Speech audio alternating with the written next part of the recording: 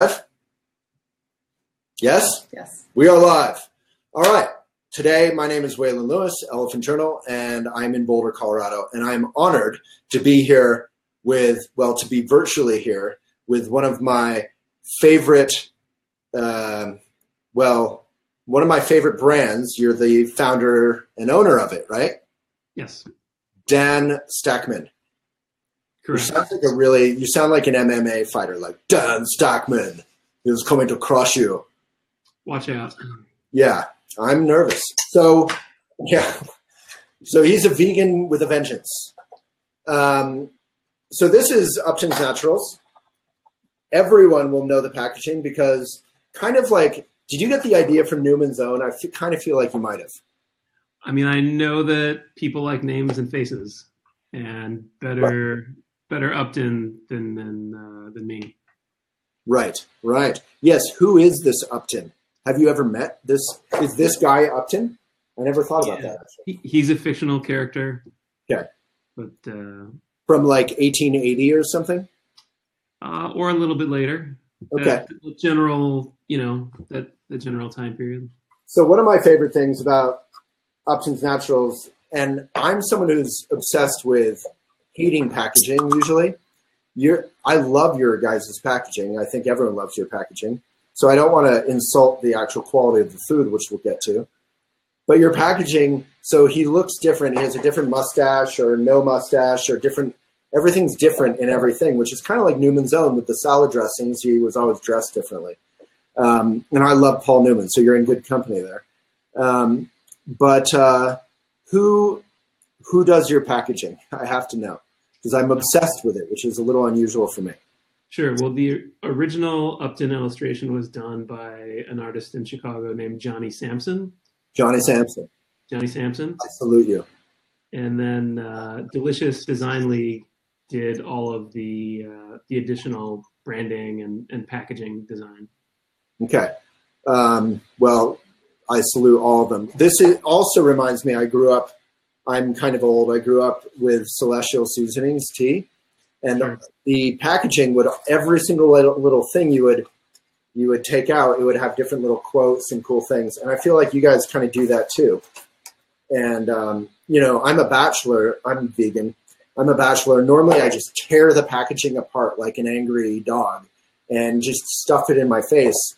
But with you guys, I actually take time and read everything and, kind of like laugh to myself. It's really sad that I describe it because I'm so alone. But no, I thought that was funny. So so you guys, sort of like Miyoko, I'm also kind of obsessed with them, and some other vegan products. You guys are making being vegan not suck. Thanks. So thank you. Yeah. So how did you guys get your start, and what are your various offerings? Like, what is all this stuff and all the stuff that I'm not showing on camera? What do you offer? Well, we have a lot more now than we did when we started. Yeah. So how did you start? In a shared kitchen, Okay. just with a couple of SKUs of seitan. Actually, I had only made seitan one time before I decided to start the company, and it was out of a box mix, and it came out horribly. Right. It was like a dish sponge, and quite embarrassing. Right.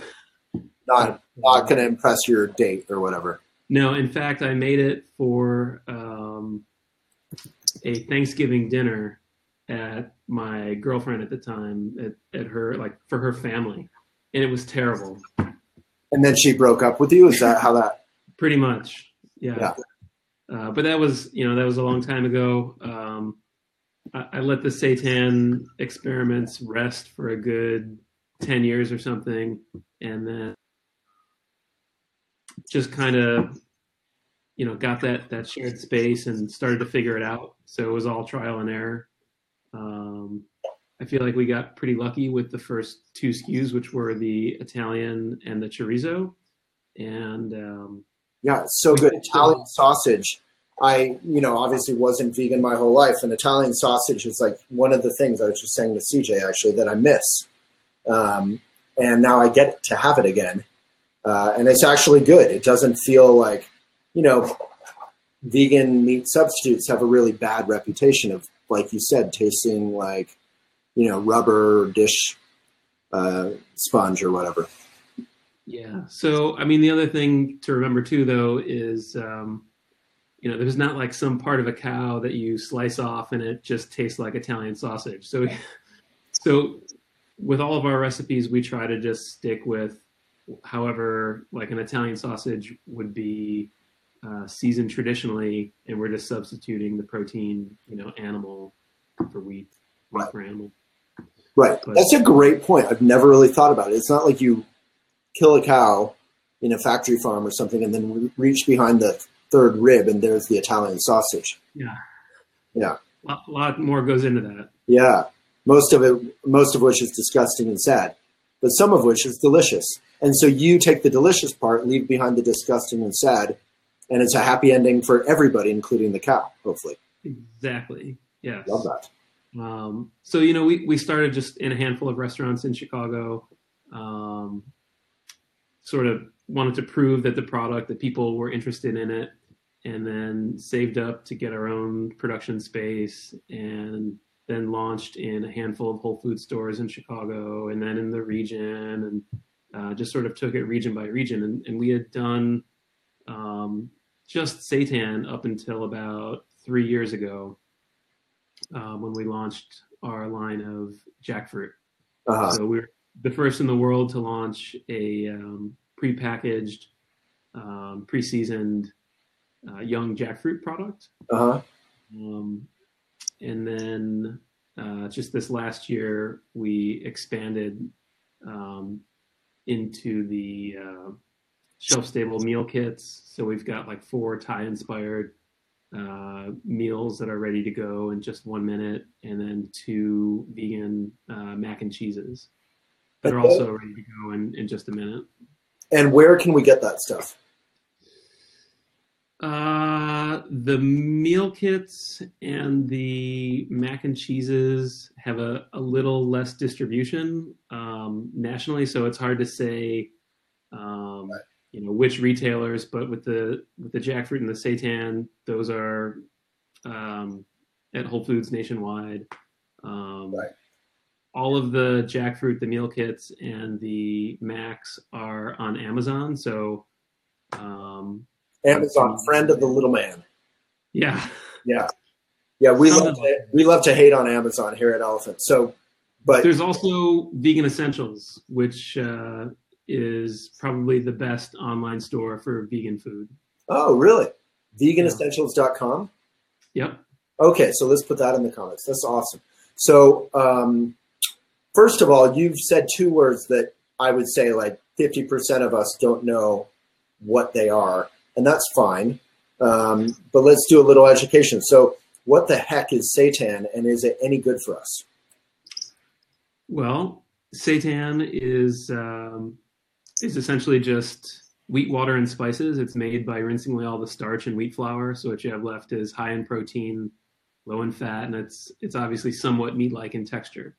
Because tofu has a kind of bad reputation, but seitan is like the healthy cousin or brother or sister of tofu, right? Well, I'd say health-wise, they're probably on par with one another. I think tofu gets a bad rap if you don't know how to use it.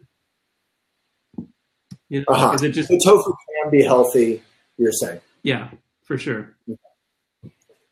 Okay, and then the other word, jackfruit. What is this jackfruit stuff? Jackfruit is the world's largest tree-borne fruit.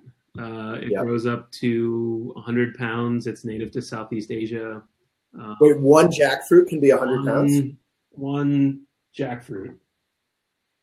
Wow, because I'm like 200 pounds, so that's like half of me could be one jackfruit. Yeah, I mean, those are pretty rare. I'd say on average they might be like 20 to 40 pounds when ripe. Well, I've read legends that in the early days, the white settlers, when they were going through the Hudson River, the river was full of huge jackfruits, but now there's very few large jackfruits that you can fish. Yeah, unfortunately, it doesn't really grow anywhere in the U.S. There's a couple pockets, I think, in Florida and then Hawaii, but right. No, that's where I first saw Jackfruit in its native state was in Hawaii. I was in that amazing grocery store in Paia. Forget what it's called. And there's Jackfruit. It's this big amorphous, it looks like out of a Star Trek episode from the 60s, and spiky. And then getting to the point, when you cut it up and you make it into a dish, like I get Jackfruit tacos here in Boulder at Shine, a local restaurant. And the texture is like steak or something. It's just delicious. And if you gave it to someone who wasn't vegan and it was seasoned and prepared properly, they would love it. It's legit stuff. Yeah. And it can actually be consumed at any stage of maturity. In fact, under communist rule in Sri Lanka, every family had to have 2 trees on their property. So if there was like a food crisis, you could eat year round from it, because it's great in its youngest form, which is what we use for a meat alternative. And then the middle stage, they use it for stir fries and different things. And then the mature fruit, which most people may have seen at the grocery store in the produce department, is those are the big ones. And then inside they've got these little yellow pods that kind of taste like some kind of a mix between a banana, mango, pineapple. And then there are giant seeds inside, which if you boil or roast them are like little potatoes. So there's a lot you can do with it. So you started off with Jackfruit and seitan is most of what you offer, or everything what you offer? Well, then we also have those meal kits, which the meal kits. That's right. I don't know if we got any of those to you or not, but yeah, no, you haven't sent us any food, but it's okay because I love supporting great independent companies, which brings me to my next point. You guys are an independent company. What does that mean? That means that I'm the guy. Yeah, you know, that's it. Okay, I love that very simple answer. That's a very powerful thing, though, because so you and I and thousands, millions, practically, it seems like these days, of others are going to go to Natural Products Expo West in a couple weeks out in Anaheim, California. That's where every company like yourself goes, every company that you'll find in Safeway or Whole Foods or whatever. And being an independent company is incredibly rare. Almost all companies have huge investment and a lot of voices saying quarterly returns, let's sell the company for $350 million or whatever. And the effect of that is we consumers start getting kind of dumbed down products that maybe aren't as good for us. Does that ring true, or do you disagree? There's a good chance, for sure.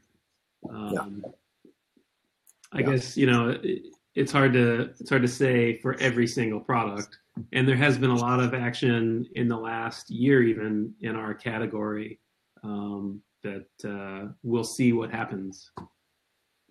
What do you mean action in your category? Well, Light Life was purchased. Field Roast was purchased. Field Roast was purchased? Yeah. Don't go breaking my heart. I love that company. Hopefully, so good. Their new, what's that? Hopefully their new owner won't change much. Were they purchased by a huge thing, or were they purchased by an individual kind of Maple Leaf Foods, which they're like maybe the #1 meat producer in Canada. Oh. And they also own Light Life. Okay. So a huge company. So yeah, there's this cycle in the natural products. I've been going to Natural Products Expo. I'm involved in other things for more than a decade, well over a decade. And there's a cycle of young, upstart, great, fun companies. Then they get investment from whatever. They get usually, not always, of course, kind of change or dumb down. They stop being in glass. They start being in plastic. They stop being organic.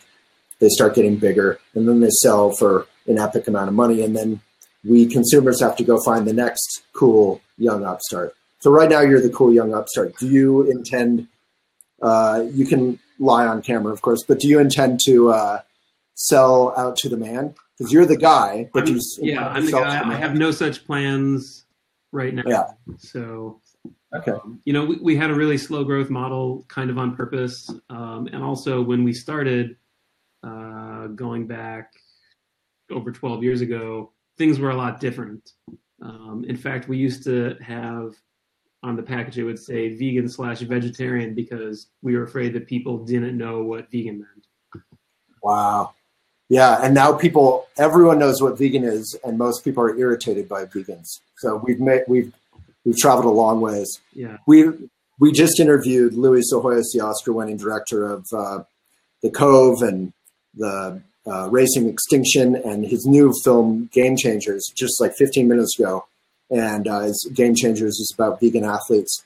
And there's been so much blowback because veganism is getting so big that they are now calling it plant-based all the time. You and I know that term, of course, but plant-based is seriously just a term invented to get away from the toxicness of the word vegan. So many people love to hate vegans. It's kind of funny to me, personally. But who could hate Mr. Upton, right? Yeah. I mean, look at his mustache. It's amazing. So I just wanted to host you on here. We rarely host. There's not very many brands that I actually have a loyalty for and a affinity for. That's kind of why I was asking about your plans, which are none of my business on some level. But as you know, the best brands, and this is great business, this is a great business tip, engender loyalty in their customers. And those customers don't want to have to be heartbroken. So we actually care about you guys, even though, until today, I had no idea who ran or owned Upton's. Yeah. What do you say to that? I'm just blabbing at this point. It's a very patient man here. So I did want to ask, is it possible to have organic seitan and jackfruit? Do you have any organic plans? The jackfruit is a little bit easier because it's such a hardy crop. We have been trying to research that. In fact, most of the farms that we source from sort of by accident just grow them organically, but it's just getting that certification that is the holdup. Because you have to certify the farm and the trees, and that takes time. Yeah. Yeah. So that takes like 3 years or something for each farm. Mm-hmm. Yeah. So, that might happen a little bit sooner. With the seitan, we continue to investigate that, but unfortunately, the price for the organic vital wheat gluten, which is our main ingredient, is just too expensive. So, right now we retail for around $4 a package. If we had to go to organic, it might be 5 or 6 or so. But for like Portlandia style yuppies, couldn't you offer like a organic level of price? People who want to pay for that? Maybe, but the category is so tight. There are a lot of retailers that say like, oh yeah, we want to add all these products, but then they still need to have room for Greek yogurt and orange juice, which, are unfortunately going to be selling more volume than meat alternatives. So yeah, that's a good question. What kind of growth? I mean, is Upton's like, you're one of the more significant meat alternative companies, right? You're one of the major players in that now. Yeah. Yeah. So how many, I guess I'm asking like, how big is this category, or is it really small? It must have a ton of potential either way. I think it has a ton of potential, and it's, a lot of the more conventional retailers are coming on board. We did just add some Walmart stores last month. Nice. So, that's just going to continue to help grow the category. Yeah. So maybe a little fun question. What are, say, a couple dishes, your favorite dishes, so your girlfriend works at Upton's as well, right? Yes. Yeah. I forgot her name. Nicole, I'm sorry. It's all right. Nicole. In prepping for this interview, I watched a seriously adorable video with the two of you. Your dynamic she's actually was the more eloquent of the two of you, and you were the more humble. Yeah. Not that she was arrogant or anything. I didn't mean to imply that. But she's a real talker. Yeah, she was good with her words. So what are some dishes that you guys like to make? I mean, I assume at home you're like actually using your own product. What are some dishes that you love? Well, you do need to kind of pace yourself with that, so you're not just eating, seitan 3 meals a day, 7 days a week. But right, not a problem for most of us, but for you two, I can see that. Yeah. Yeah. I mean, we keep it pretty simple. Still a favorite of mine is just our barbecue jackfruit on a bun with some slaw, and that's it. We'll put the Italian seitan on pizza. Just, pretty simple Super things. good. Yeah, pizza is actually something that for the first time, I mean, field roast has been a key component of that, has been actually good at home the last couple of years. I use Vicolo crust, Vicolo? Yeah, I don't know sure. if I'm saying that Yeah. right. Corn. Cornmeal. Yeah, it's like an amazingly legit, like oven home baked crust, and then field roast and good spaghetti sauce or whatever, and then you guys or whatever else, and it's actually really good. And I say that as a former, and in my heart, I'm still a pizza lover. But once you go vegan, you have to leave behind certain things. So it's nice that I have been able to voyage back to the land of pizza over the last few years. I just want to thank you. It's a great company. I do hope, I'm a plastic hater. Right now, there's not an alternative. I do hope that someday you can figure out a compostable, package. I know Numi, a lot of companies we've interviewed, like Numi and Nutiva and Alter Eco, they're all working together. I think there's a day at Expo this year with OSC2, I think they're called, where they're all working together on compostable packaging with some of the huge packaging brands. So that's another thing that conscious consumers, who are hopefully many of you are watching, go buy Upton's and go encourage the packaging industry to go compostable and figure that out. Yeah, that's a tough one. I mean, we've tried to keep our eyes open. Totally. No, it's impossible right now, but hopefully that can flip pretty quickly once we start developing compostable SKUs that don't degrade. It's a tough balance because compostable means it degrades. Oh. Anyway, huge fan, Dan. Thank you for all your work. Thank you. And I encourage all elephant readers to go out and introduce yourself to Mr. Upton. Thanks so much.